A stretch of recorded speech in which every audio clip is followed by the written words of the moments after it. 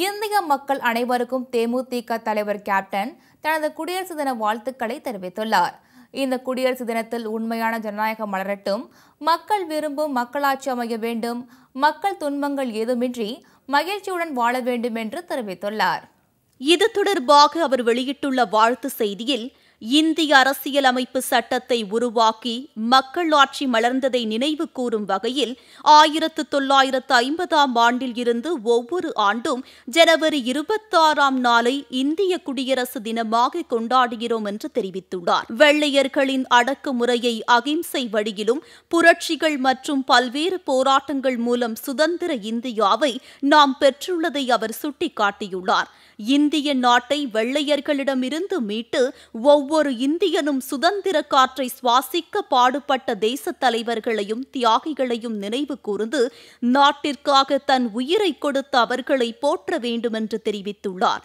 மேலும் இந்தியாவில் மக்களாட்சி ஏற்பட்டு ஆண்டுகள் பல உருண்டோடியும் லஞ்சமும் ஊழலும் ஒழிக்கப்படவில்லை என கவலை தெரிவித்துள்ள கேப்டன், வறுமை கோட்டிற்கு கீழே ஒருவேளை உணவின்றி வாழும் நிலையும், விலைவாசி உயர்வு, கொலை, கொள்ளை, பாலியல் வன்கொடுமைகள் தொடர்ந்து கொண்டேதான் இருக்கிறது என்றும் வேதனை தெரிவித்துள்ளார். தனி ஒரு மனிதனுக்கு உணவில்லை எனில் இந்த ஜகத்தினை அழிப்போம் என்று புரட்சி கவி பாரதியார் பாடியுள்ளார் என்றும், ஆனால் உலகுக்கே உணவளிக்கும் விவசாயிகளின் இன்றைய வாழ்க்கை மிகப்பெரிய கேள்விக்குறியாக உள்ளது என்றும் கூறியுள்ளார்.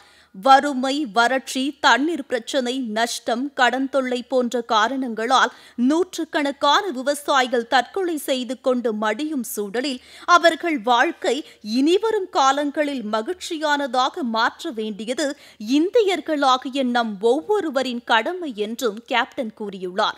ஜாதி, மதம், இனம், மொழி என்று எந்த பாகுபாடின்றி நாம் அனைவரும் இந்தியர்கள் என்ற ஒரே உணர்வோடு ஒற்றுமையாக இருப்பது அவசியம் என்று கேப்டன் வலியுறுத்தியுள்ளார். இளைஞர்கள், மாணவர்கள் மற்றும் பெண்கள் நம் கலாச்சாரத்திற்காக, மொழிக்காக உயிர் உடைமையை கூட இழப்பார்கள் என்றும், ஆனால் தங்கள் உரிமைகளை யாருக்காகவும் இழக்க மாட்டார்கள் என்பதை நிரூபித்துள்ளனர் என்றும் அவர் தெரிவித்துள்ளார்.